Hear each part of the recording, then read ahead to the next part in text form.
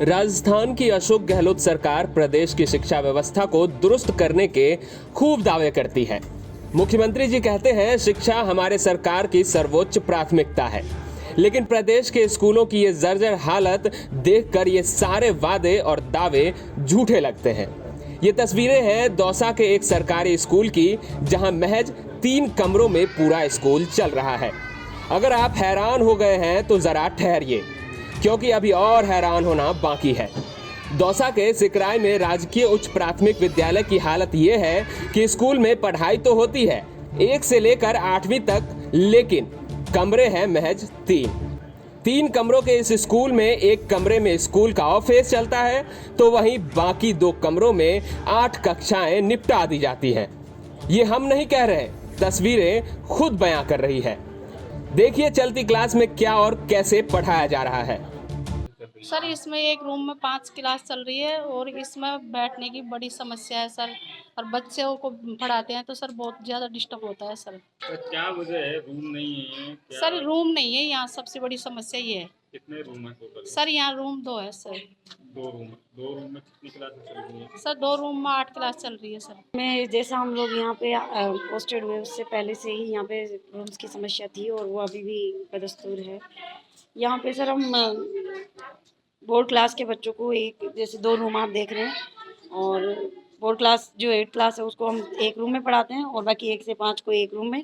तो 5वीं क्लास को जब हमें पढ़ाना होता है तो हम उसको उसी रूम में साइड में लेके और उनको पढ़ाते हैं, और 6ठी 7वीं को हम बरामदे में पढ़ाते हैं, और कई बार पहली दूसरी को भी हम बाहर ले लेते हैं सर। तो बरामदे में पढ़ाते हैं और 2 रूम्स में पढ़ाते हैं। दौसा से महज 15 किलोमीटर दूर ये स्कूल सिकराय विधानसभा क्षेत्र में पड़ता है, जहां के विधायक ममता भूपेश गहलोत सरकार में महिला एवं बाल विकास मंत्री हैं।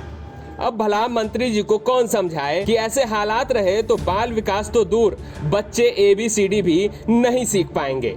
एक ही कमरे में एक तरफ एक क्लास चल रही है तो दूसरी तरफ दूसरी क्लास की पढ़ाई हो रही है।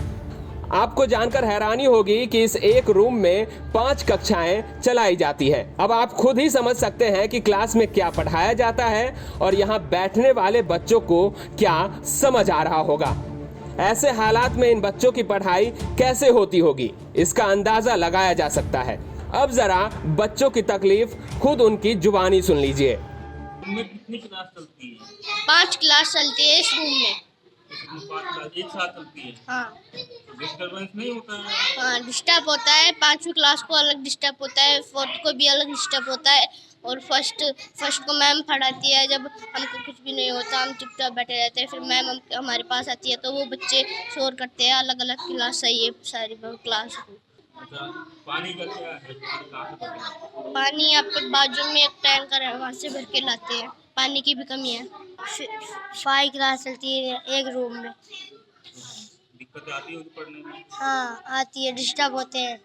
डिस्टर्ब होता है तो ये हाँ। और रूम नहीं है क्या स्कूल में? नहीं है। नहीं है। पानी कहाँ से लेके आते हैं?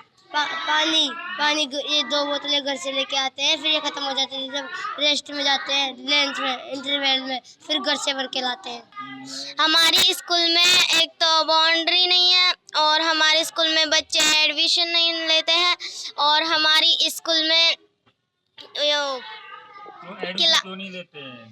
सर वो हमारे स्कूल में वो बहुत कम वो है रूम है। ऐसे हालात में ये बच्चे जैसे तैसे पढ़ाई तो कर लेते हैं, लेकिन इनकी परेशानियां इतने पर ही खत्म नहीं होती। स्कूल की बिल्डिंग जर्जर, न पीने के पानी की व्यवस्था, जंगली जानवरों का खतरा, तो कभी पढ़ते पढ़ते स्कूल की दीवारें ही न गिर जाए, जैसी हजार और चुनौतियां हैं। यही कारण है कि नए बच्चे यहाँ पढ़ने नहीं आते हैं। इस स्कूल की यह हालत देखकर राजस्थान के दूर ग्रामीण क्षेत्रों में चल रहे स्कूलों की हालत का भी आप अंदाजा लगा सकते हैं। ब्यूरो रिपोर्ट, राजस्थान तक।